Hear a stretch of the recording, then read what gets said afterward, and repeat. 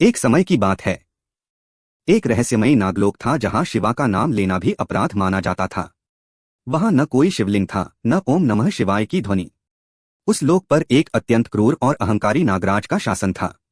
उसका विश्वास था, जो शिव को मानेगा वह दुर्बल हो जाएगा। उसी समय पार्वती कैलाश से पृथ्वी लोक की ओर जा रही थीं। मार्ग में उन्हें एक निर्जन स्थान दिखाई दिया।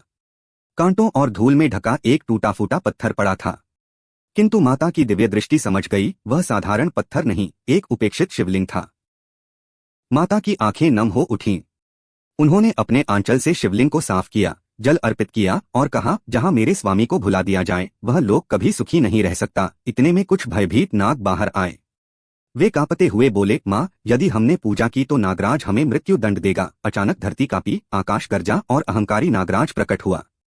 उसकी फुफकार से अग्नि निकल रही थी। वह गर्जना कर बोला, यह नागलोक है।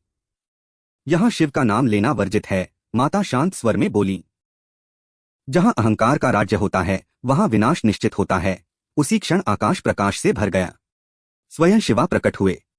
उनका त्रिनेत्र प्रज्वलित था। उन्होंने कहा, तुझे शक्ति का वरदान मिला था, अहंकार का नहीं। तभी माता का स्वरूप परिवर्तित हुआ। वे आदि शक्ति बन गईं। उनकी दिव्य ऊर्जा से नागलोक कांप उठा। एक ही प्रहार में नागराज का घमंड चूर हो गया। उसे ऐसे लोक में भेज दिया गया जहां केवल उसका अहंकार उसका साथी था। नाग भयमुक्त हो गए। उन्होंने पहली बार शिवलिंग के समक्ष